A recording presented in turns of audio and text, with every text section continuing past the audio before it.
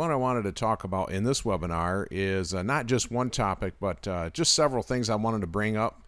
And one of them is about seed variety planting dates. So depending on what you're planting this fall, there are different times as to when you want to plant different plant species. And so that's something I want to run through here. And the first one I want to talk about is the brassica planting dates. So brassicas, of course, being turnips, radishes, forage rape, kale, canola, and rutabaga. Those are the most common brassicas that we food plotters put in the ground. There's other brassicas too, like, cabbage and broccoli, but, who plants that in their food plot, right?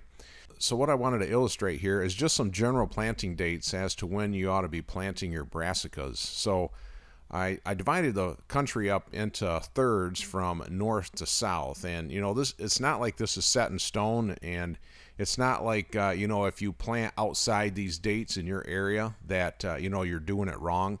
But these are just a good guideline as to what you ought to shoot for, because hey, a lot of guys are on vacation, or the weather's not cooperating, it's just too dry to plant. And so, but this is just a general guide as to when the optimal time to plant is in your neck of the woods.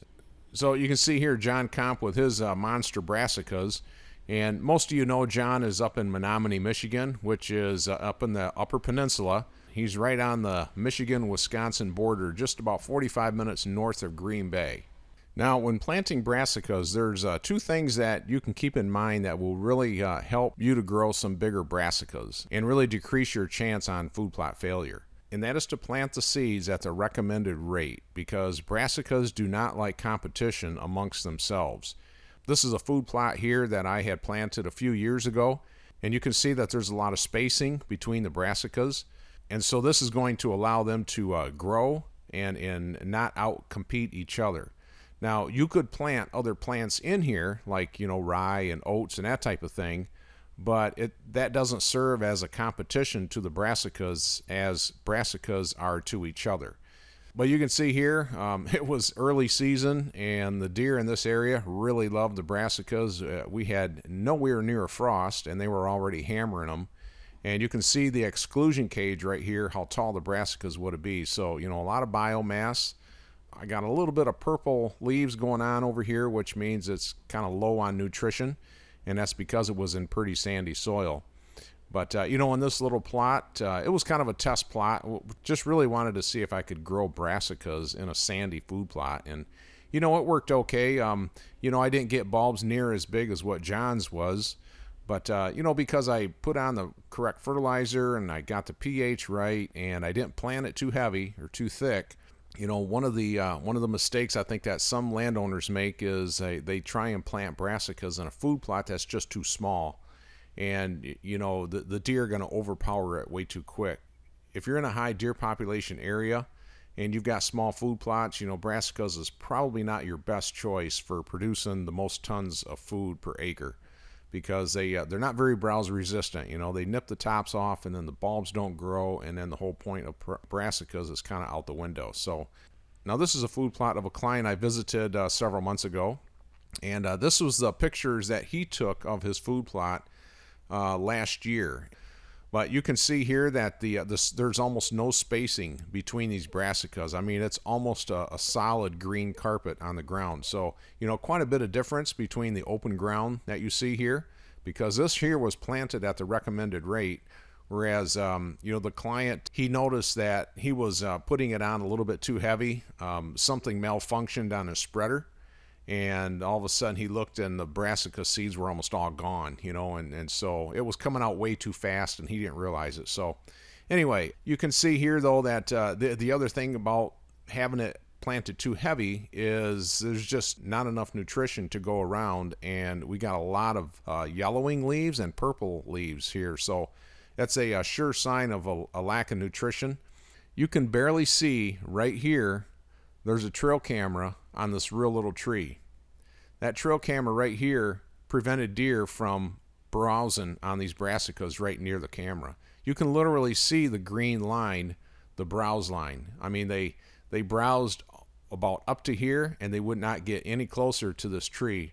They haven't been browsed down. They're more healthy, where When you get to the browse, beyond the browse line, you've got a lot of, they're a lot shorter and a lot more stressed. And so think about that. If you've got, you go through all this work to put a food plot out, and whether you're tilling up the soil or going out there and spending money on fertilizer and seed and all that good stuff, and then you put a camera right here 3 feet off the ground, serving it up on a silver platter for the deer to come over and sniff it and get all nervous about it. Why not just put that thing up 8 to 10 feet up in a tree, right? Just take one section of climbing stick, put it on the tree, step up on it, and then put your camera up there. Or, use a few Ameristep screw-in tree steps. Man, we go through all this work to put in a food plot, and then, don't shoot yourself in the foot by putting a camera right there on a T-post or on the side of a tree right on the edge of the food plot at 3-4 feet up like you see on TV. If you're in Iowa, I guess that's not a big deal, but most of you guys are not in Iowa. So I would just highly encourage you guys this year to really try and get your cameras up at least 8 feet off the ground. Just wanted to show you another angle of this same section of food plot here that my client had. This right here is the tree that the trail camera's on. You can barely see it, but again, you can see the browse line from the other angle. I mean, they didn't even come any closer to that tree than right there. So if the does and fawns and young bucks are not going to come over by this camera and browse, can you imagine how freaked out the mature bucks are about that camera? They're probably not even going to come into this food plot. So, just something to keep in mind. Now, like I said, too much brassicas in the same plot is going to cause too much competition amongst each other. But you can plant other species of food plot seeds in that brassica plot. And even though it'll be overcrowded, it's not going to stunt the brassicas because it is a different species. And some of these plants really work. They have a symbiotic relationship where one species will help out the other. When you're thinking about planting a food plot and you're thinking, I'm going to throw in some purple top turnips, don't just plant purple top turnips. Don't ever plant a monoculture food plot. We don't want monoculture in our woods, and we don't want monocultures in our food plots. Always think about planting blends, and I would shoot for at least 5 or 6 way blends, because it's going to give the deer some variety, but these plants are going to help out each other, and you'll create more biomass when you grow a species than if you ever grow a monoculture. So we can see here we got some hairy vetch. Hairy vetch is really good at generating nitrogen. They create these nitrogen nodules on the roots. And so that's something that the brassicas need. You can see we got some oats and some radishes over in here. So, just a good variety. It's not going to outcompete each other because you can see there's a lot of spacing between these brassicas. We got a purple top turnip here. We got radishes over here. And so, we got no brassicas right here. So spacing is good, and a good variety of plants in that food plot. Now, when it comes to the grain blend, the grains being your winter rye grain, winter wheat, forage oats, winter peas, that type of thing. And that, by the way, is what is in John Comp's fall forage over at Northwoods Whitetails. And so in the northern tier states, you want to plant these almost a month later than you do, the brassica blend. So, in the northern tier states, you're looking at August 20 to the, last day of August. And then in the mid-tier states, you're looking at September 1 to September 10, and then September 11 to 20th in the southern tier states. And so I know a lot of guys are really kind of getting nervous once they get to the middle to late August. They're really getting, impatient or worried that, the deer are not going to find the food once it starts growing because it's so late. Or they're afraid that if they have a food plot failure, it's going to be too late to plant again. And I get all those concerns, but I'm telling you, the grain blend really does grow fast. And so even though you're planting, your brassica blend a good 3 to 4 weeks before the grain blend, once you get that grain blend in the ground and it starts growing, it's going to grow right past those brassicas. And the grain blend is a lot more attractive in the early stage than the brassicas are. Because remember, the brassicas have a very bitter taste to them before a frost. The alkaloids are very bitter. But when we get a hard frost, the alkaloids in the brassicas, they turn sweet and they turn like into sugar. And so that's when the deer really start hitting them. So before we get a frost, that's why we have the grain blend on a different part of the food plot so that they start hitting the grains and then they leave the brassicas alone so that the brassicas can grow bulbs.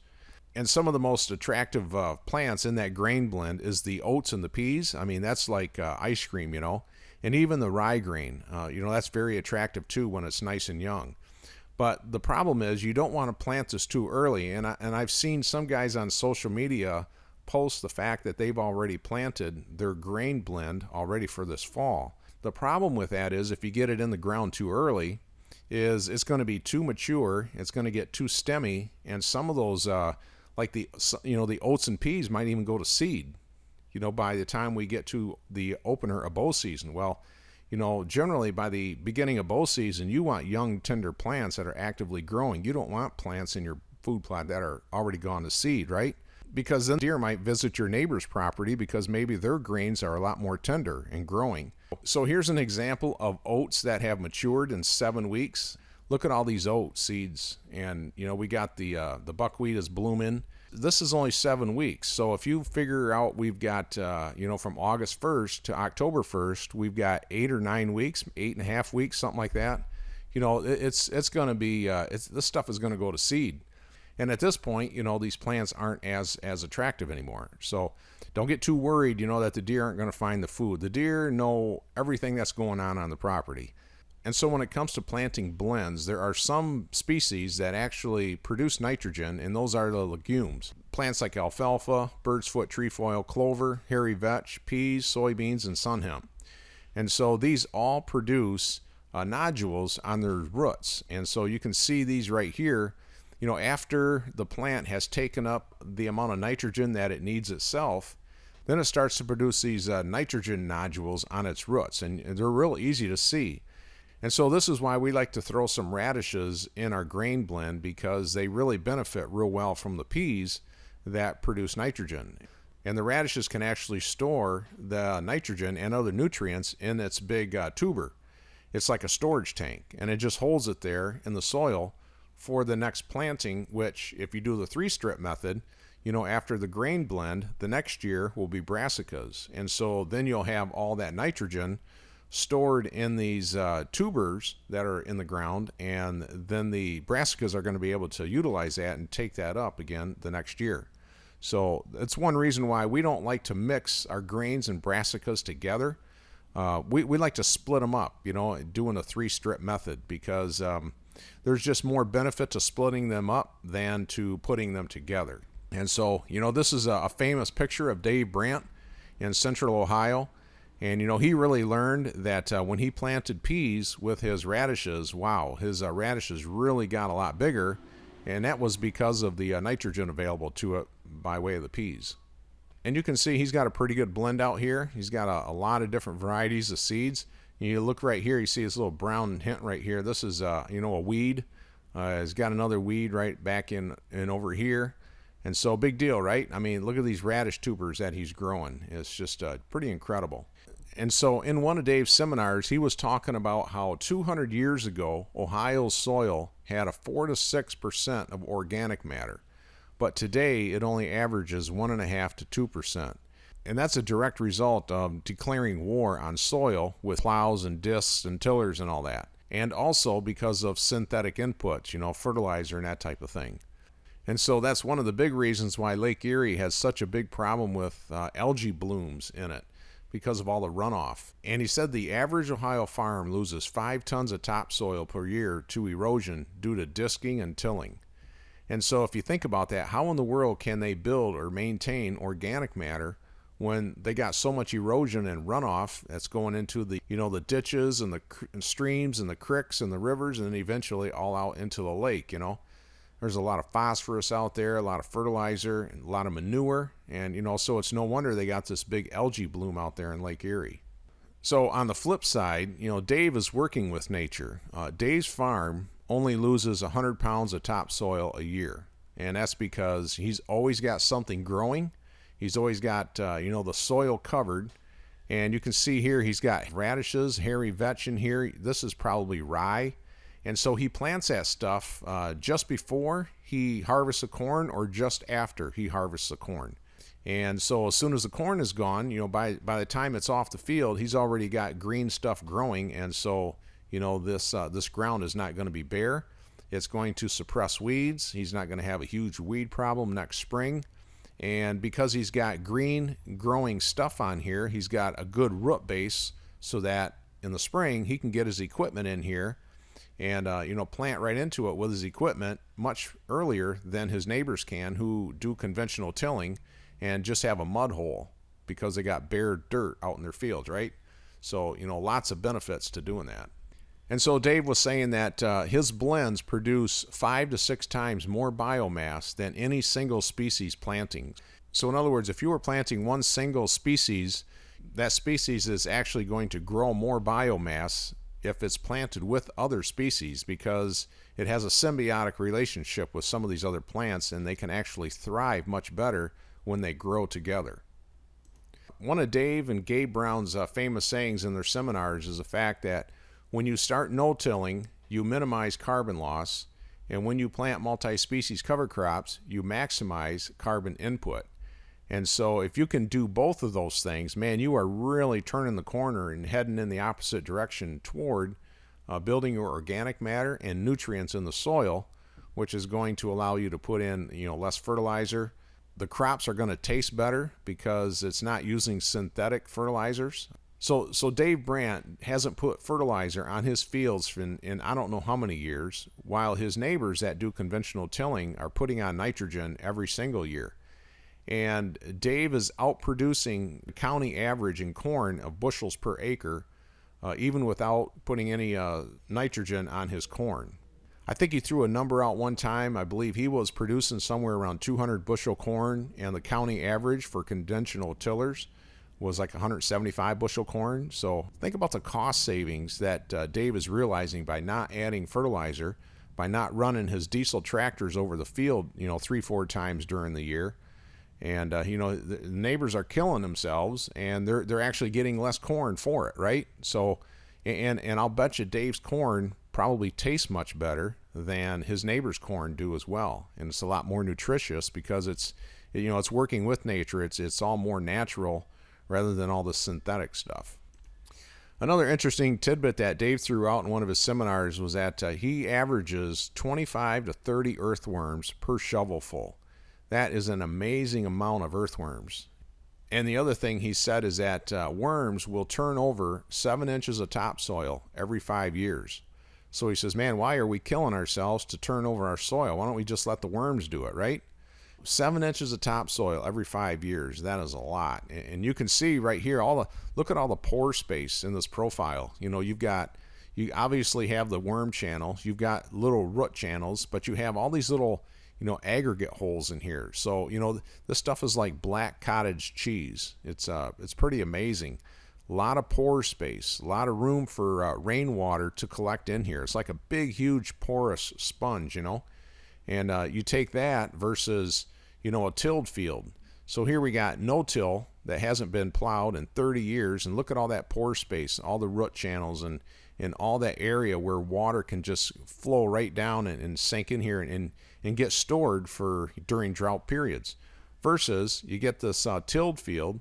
Look at it, it's like powder. The discs and tillers, they have just turned that to aggregates into powder, and so you can imagine how much less water is going to infiltrate into this kind of dirt than into this kind of soil here.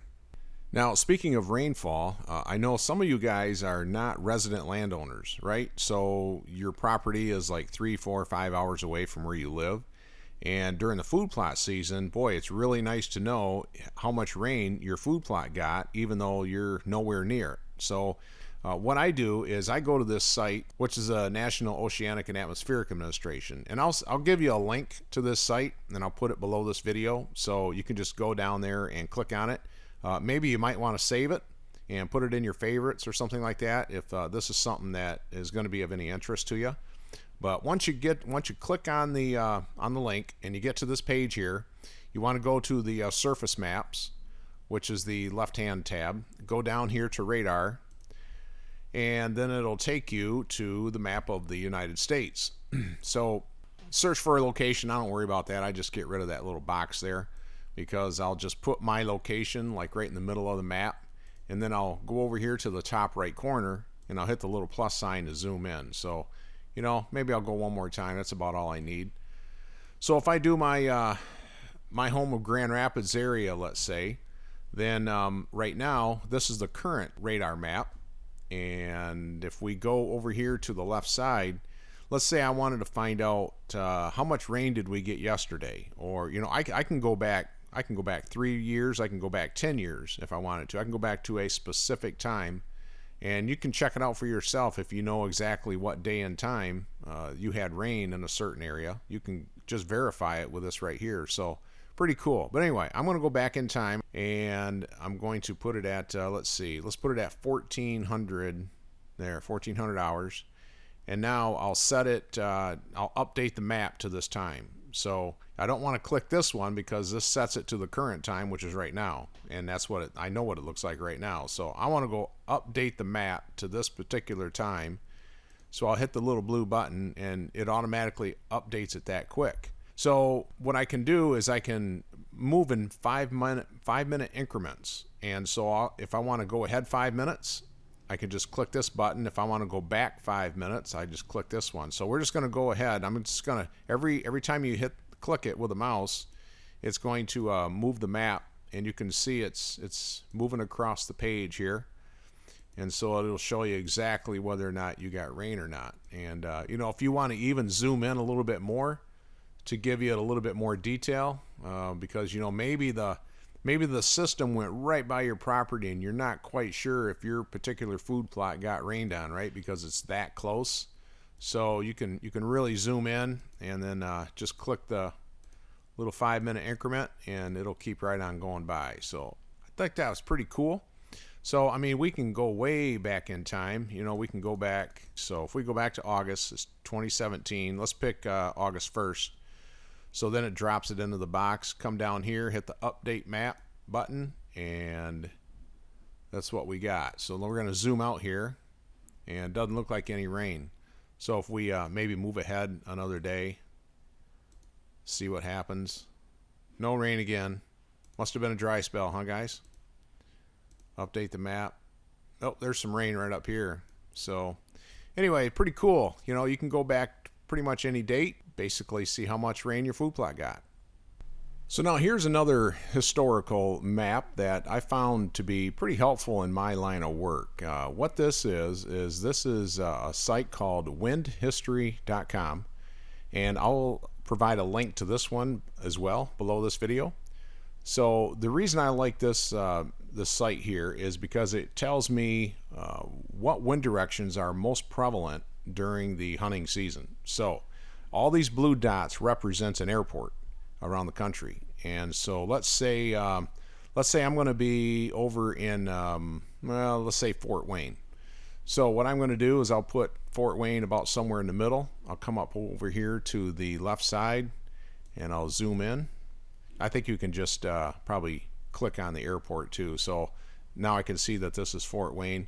You can see that this one is this is Chicago Midway. This is O'Hare. This is going to be Kent County Ford International Airport. So anyway, once you get it zoomed in a little bit, then you can find the individual airport that you're looking for in the area. So I'll find the airport that's closest to the hunting property that I'm going to visit for a client. And if it's going to be near Fort Wayne, I'll click on the Fort Wayne button, and it pops up as Fort Wayne International. So now what it shows me is this is the frequency of the wind by direction. And you can see that it's the wind is most frequent out of the west, but that's for a whole 12 months out of the year.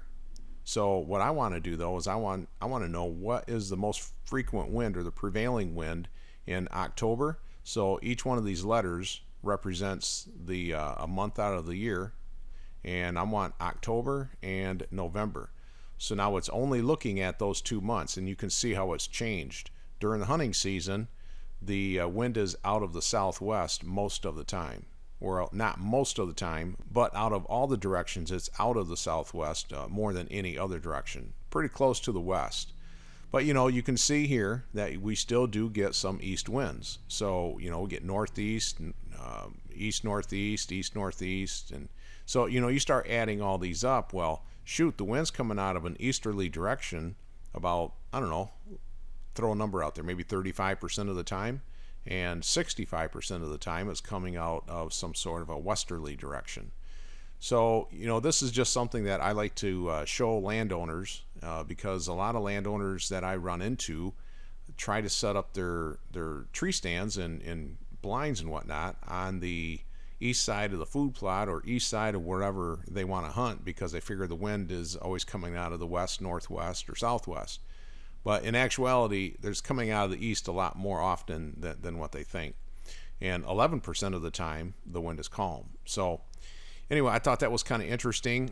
If we go to another location, let's say, let's try a location way up here in the Upper Peninsula.